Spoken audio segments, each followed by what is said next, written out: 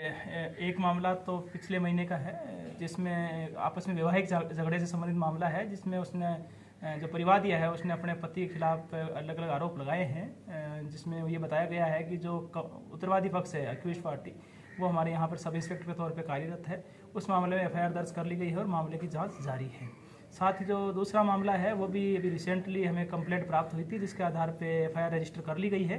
वो भी एक सब इंस्पेक्टर के खिलाफ ही आरोप लगाए गए हैं। इन दोनों मामलों में ही एफआईआर रजिस्टर करके मामले की जांच की जा रही है। ब्लैकमेलिंग का जिक्र हुआ है एक मामले में, सर दुष्कर्म का जिक्र हुआ है। देखिए, दोनों ही मामलों के हमें अलग अलग आरोप लगाए गए हैं और उस संबंध में कुछ उन्होंने जो दस्तावेज या रिकॉर्डिंग्स या व्हाट्सएप चैट इत्यादि भी प्रोवाइड करी है, और जो उत्तरवादी पक्ष है उन्होंने भी अपनी तरफ से कुछ साक्ष्य पेश किए हैं। दोनों ही पक्षों की तरफ से जो भी दस्तावेज या ऑडियो रिकॉर्डिंग्स इत्यादि दी गई है उनका परीक्षण किया जा रहा है और उसके बाद में निष्कर्ष निकाला जाएगा। पहले वाले मामले में उस पति पत्नी है या शादी का झांसा वैसे दिया गया था? नहीं, उसमें ये बताया गया है गर्भपात का जिक्र हुआ। उसमें जो बताया गया है वो पति पत्नी के तौर पे वैवाहिक झगड़े का जिक्र किया गया है। उसमें कुछ विवाह से पहले की घटनाओं का जिक्र है और कुछ बाद की घटनाओं का जिक्र है, जिनका संज्ञान लेकर के कार्रवाई की जा रही है। इसमें उसने आरोप रिश्वत का भी लगाया है, कोई भ्रष्टाचार का भी मामला। देखिए, जो उन्होंने शिकायत दी है उसमें कुछ उन्होंने तथ्य का उल्लेख किया है, उसका हमने पहले से संज्ञान ले लिया है। इस संबंध में डीएसपी रैंक के अधिकारी को जांच दे दी गई है,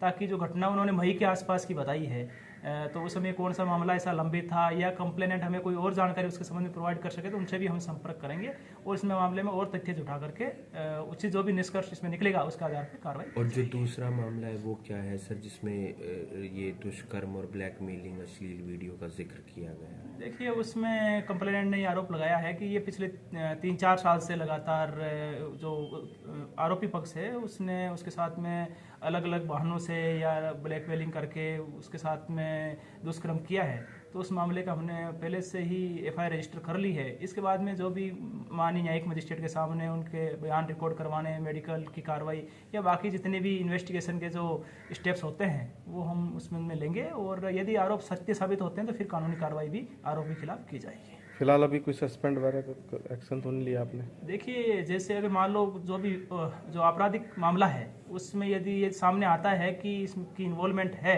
तो इसके बाद में कानूनी कार्रवाई भी उस मामले में भी होगी और साथ में विभागीय कार्रवाई भी की जाएगी। धन्यवाद।